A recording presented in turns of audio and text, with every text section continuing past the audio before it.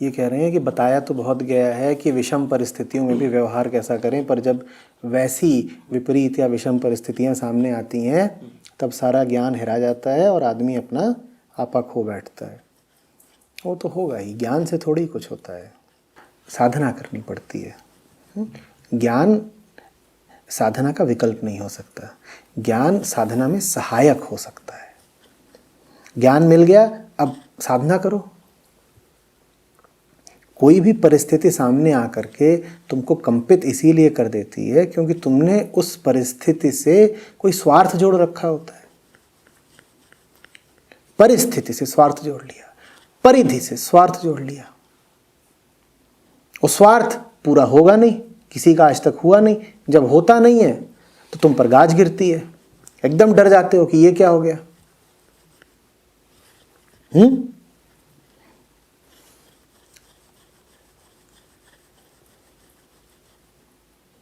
सोच रहे हो सुबेरा होगा तो आसमान से फल गिरेंगे,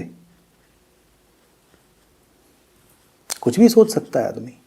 सवेरा हुआ, फल तो गिरे नहीं, पत्थर बरस गए तो बुरा तो लगेगा ना, लगेगा ना।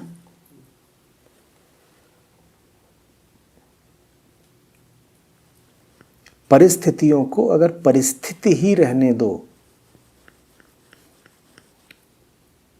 तो बाहर कितने भी आंधी तूफान चल रहे हो, भीतर कोई बवंडर नहीं उठेगा। तुम परिस्थितियों को आंतरिक स्थिति बना लेते हो, तुम बाहर के मामले को भीतर बैठा लेते हो।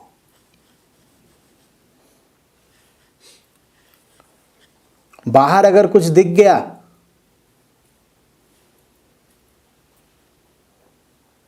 उत्तेजक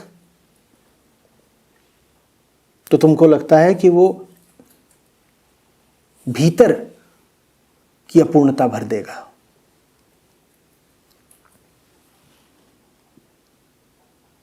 बाहर अगर आ गया कुछ कठिन तो तुमको लगता है कि वो भीतर कुछ तोड़ देगा।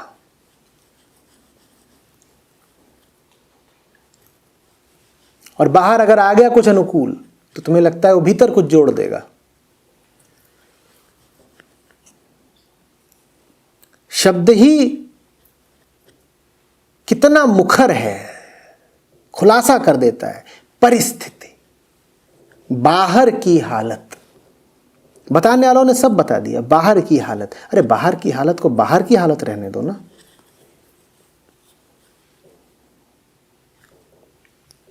बाहर मौसम बदलते रहे, भीतर बस आकाश रहे, मजेदार रहेगा ना।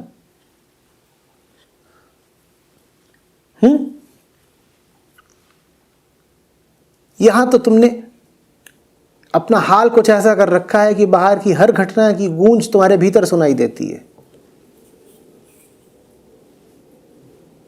रसोई में प्याला चटका नहीं कि तुम्हारा दिल चटक जाता है।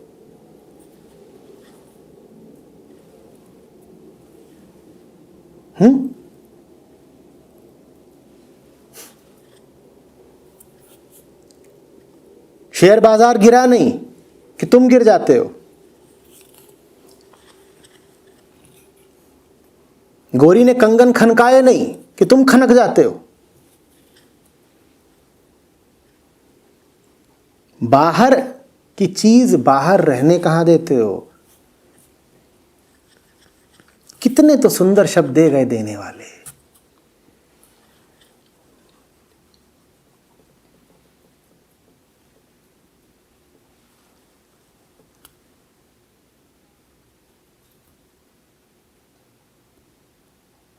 अलभ्य, अचिंत्य,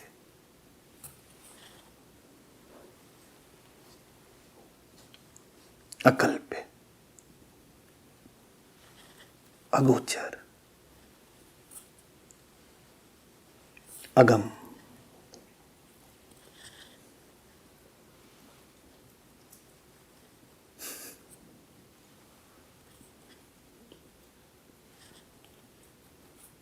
अटिक,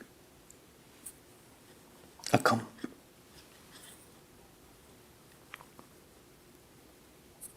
कुछ है भीतर तुम्हारे जो कभी कांपता ना हो।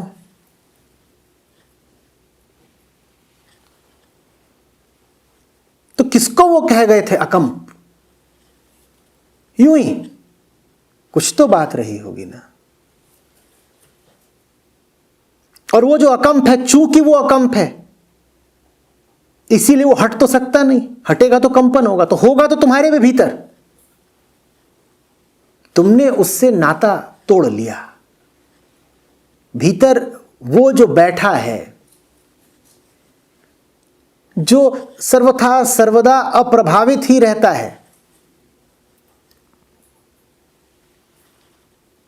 निर्विशेष निर्विकार, न उठता है न गिरता है, न बढ़ता है न घटता है, न पास का है न दूर का है, उसकी तुमने कुछ कदर करी नहीं। उसको तो तुमने यूं ही मान लिया, दो कौड़ी का। अब कहते हो कि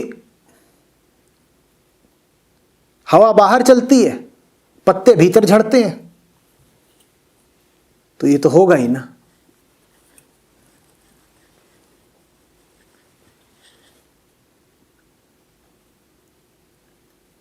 कहां है वो तुम्हारे पास जिसको उपनिषद कह गए कि मन से आगे, वाणी से परे? ये तो छोड़ो कि जैसे छू सकते हैं, वो ऐसा कि जिसकी बात नहीं की जा सकती।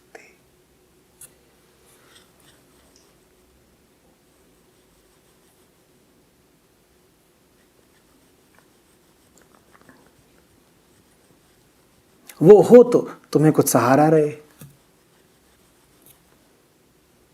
और वो क्यों नहीं है? क्यों नहीं है माने तुम्हारे लिए नहीं है तो है ही, तुम्हारे लिए नहीं है ना।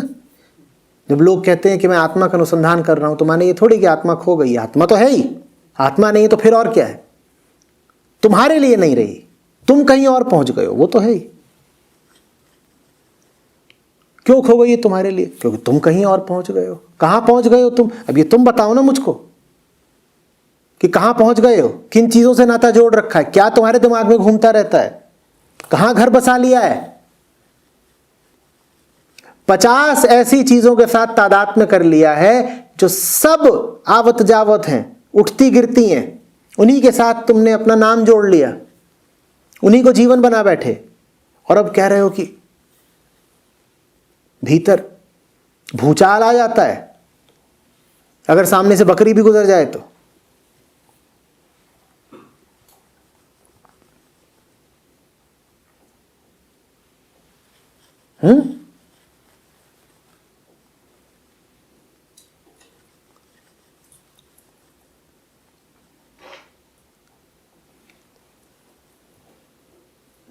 हल्की चीजों से नाता जोड़ोगे तो बहुत उठापटक रहेगी जीवन में।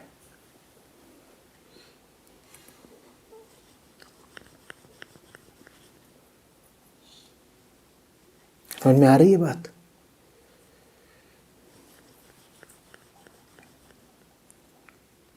चलो तुम्हें तुम्हारी भाषा में समझा देता हूं। तुम बैठो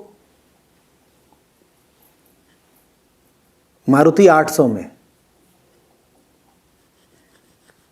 और कितना उसका वजन? हल्के से हल्का। और तुम बैठो किसी भारी भरकम एसयूवी में,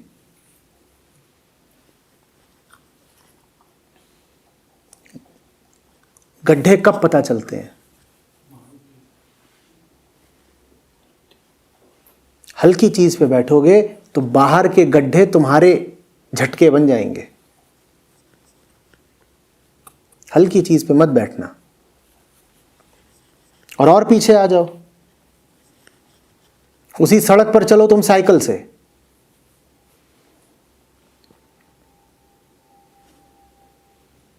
तो गड्ढा छोड़ दो,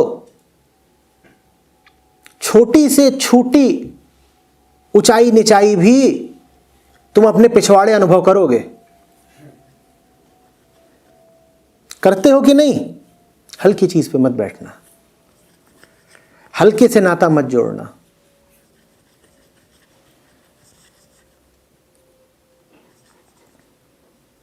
भारी से नाता जोड़ो।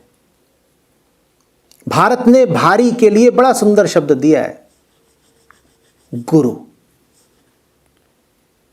इसीलिए कहा गुरुत्वाकर्षण।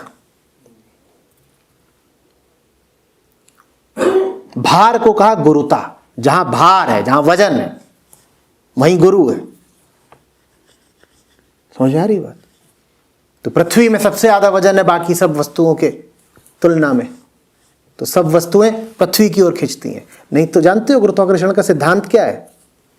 वो ये थोड़ी कहता है कि पृथ्वी सब चीजों को अपनी ओर खींचेगी। वो तो कहता है कि अगर दो वस्तुएं हैं तो दोनों एक दूसरे को खींचेंगी। तुमने तो लेकिन आज तक ऐसा देखा नहीं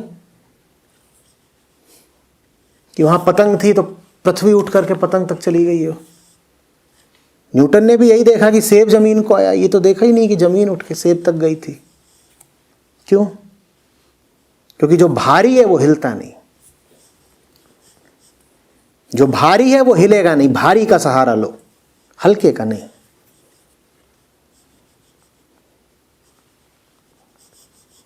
भारी का सहारा लो, कुछ ऐसा जो अडिग रह जाए, अचल, बिल्कुल सब हो गया, वो नहीं हिला,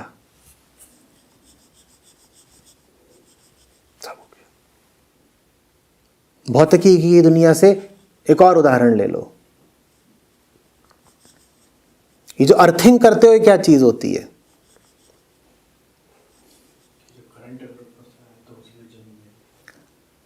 अब किसी हल्की इमारत को करंट पिला दोगे तो इमारत ही जल बैठे,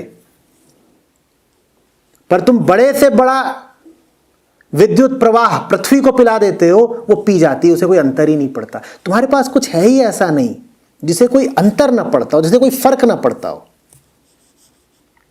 पृथ्वी को तुम इतना करंट पिला देते हो, मोटी विद्युत धारा तुमने पिला दी पृथ्वी को, उसे कोई फर्क पड़ता है? तुम कहते हो अर्थिंग कर दी, बात खत्म, पी गई। तुम्हारे पास कुछ ऐसा है ही नहीं जो पी जाए।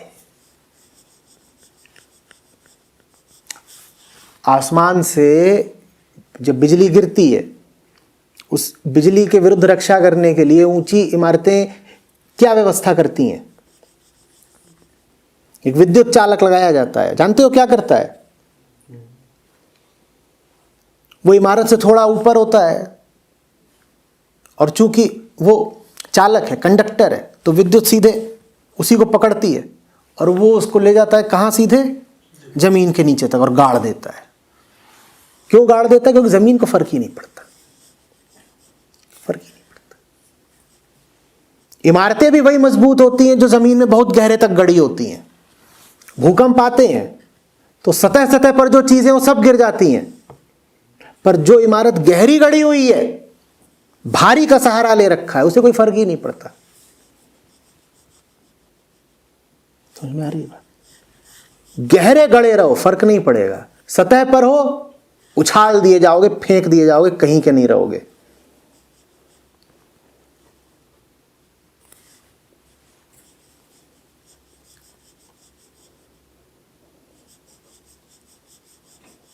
हवाएं चलती हैं तो लहरें उठती हैं। कहां उठती हैं लहरें? सागर में, सतह पर। गहराई में कहां कोई लहर उठ रही है? सतह पर रहोगे, फेंक दिए जाओगे। गहराई में उतर जाओगे, बाल न बांका कर सके जो जग बैरी होए। सतह पर मृत्यु है, गहराई में अमृत है।